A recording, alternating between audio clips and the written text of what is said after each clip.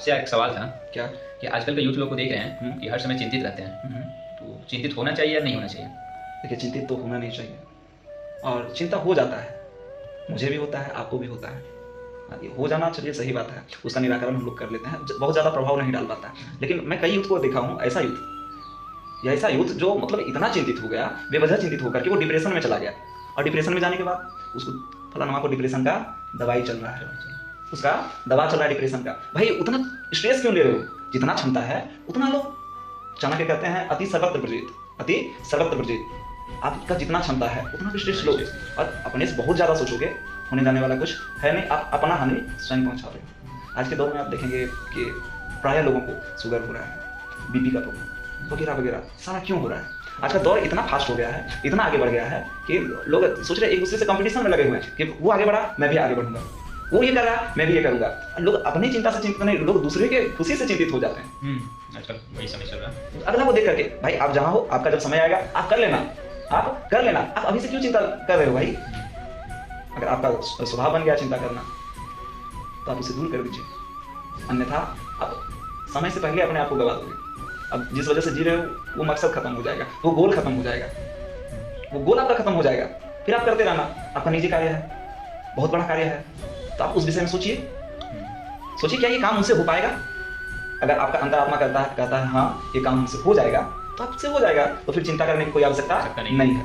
अगर आपका अंतरात्मा कह रहा है ये काम तुम नहीं कर पाओगे, तो आप ये एक्सेप्ट कर लो, आप ये स्वीकार कर लो कि मुझसे वो काम नहीं होगा, और आप चिंता का परित्याग कर दो।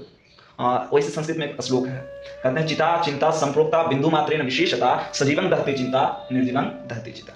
चिता और चिंता में केवल एक बिंदु मात्र का फर्क अंतर है, केवल बिंदु मात्र का अंतर है। चिता में चिंता छिपा हुआ है, चिंता छिपा हुआ है। किस वजह से? केवल एक बिंदु मात्र से। दोनों में क्या अंतर है? अब चिंता है जो आपको जीते जी जला देता है, और चिता मरने के बाद आपको जलाता है।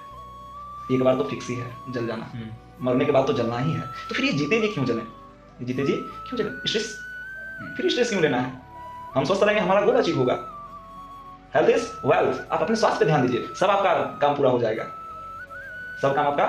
इसलिए चिंता मत कीजिए। एक और सवाल था आपसे। क्या? जैसे प्रयास तो सभी करते हैं, सब, बहुत कोई सफल होता है, बहुत कोई विफल होता है, तो क्या आप लक पे डिपेंड करते हैं? क्या लक सही होता है?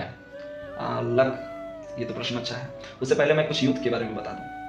आजकल का यूथ ऐसा है जो ओवर थिंकिंग करता है। थिंकिंग करना उचित है, आप सोचिए, बहुत अच्छा बात है, आप आगे बढ़ने का सोच रहे हैं, बहुत अच्छा बात है, लेकिन आप हद से ज्यादा ओवर थिंकिंग कर रहे हैं, आप सोच से भी सोच को ऊपर कर रहे हैं, तो ये गलत बात है।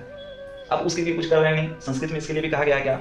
आलस्य कुतो विद्या, अविद्या कुतो धनम, अधनस्य कुतो मित्रम, अमित्रस्य कुतो सुखम। आलस्य, आप सोच लिए कि हमको ये काम करना है, लेकिन आप उसके लिए कुछ नहीं कर रहे हैं, आजकल के यूथ को मैं देख रहा हूँ क्या, ट्रेडिंग करना है, मैं ट्रेडर बनना चाहता हूँ, और बहुत सारा नुकसान कर बैठते हैं। क्यों? जानते हैं नहीं, उस विषय में नॉलेज है ही नहीं, हमने ज्ञान अर्जन किया नहीं, केवल मैं कर लूंगा। और जब ज्ञान अर्जन करने जाते हैं बोलते हैं आज ये कोर्स नहीं करेंगे, कल परसों कर लेंगे, आज के कार्य को कल में टाल देते हैं। तो विद्या की प्राप्ति नहीं होगी इस आलस्य से, और जब विद्या की प्राप्ति नहीं होगी तो आपके मित्र नहीं होंगे, अब मित्र की क्यों आवश्यकता है? क्यों आवश्यकता है? आपको उस क्षेत्र में वो सुझाव देगा, सही गलत का वो फर्क बताएगा। जब आपके पास विद्या नहीं होगी तो मित्र कहाँ से होंगे, और मित्र नहीं होंगे तो धन नहीं होंगे।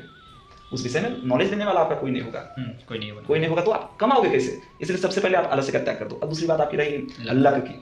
मैं आपको एक बहुत बढ़िया कहानी सुनाता हूँ, उसके माध्यम से आप समझ लेना। एक दुकानदार था, जितने लोग आते थे वो सबसे बातचीत करते थे, और लोगों को ऐसा लगता था कि वो मेरा ही इंतजार कर रहा है कि वो मुझसे बातचीत करेगा, और लोग अपने अलग अलग टॉपिक लेकर के जाते थे, उससे बात करते थे।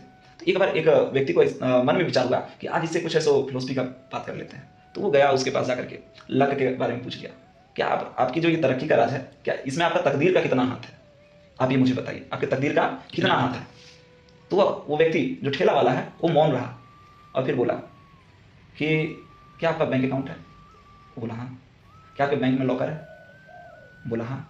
लॉकर में कितने चाबी होते हैं? 2। एक चाबी आपके पास रखा और एक चाबी बैंक के पास, मैनेजर के पास। जी भाई, मैनेजर के पास। जो आपके पास चाबी है उसे आप अपना मेहनत समझिए,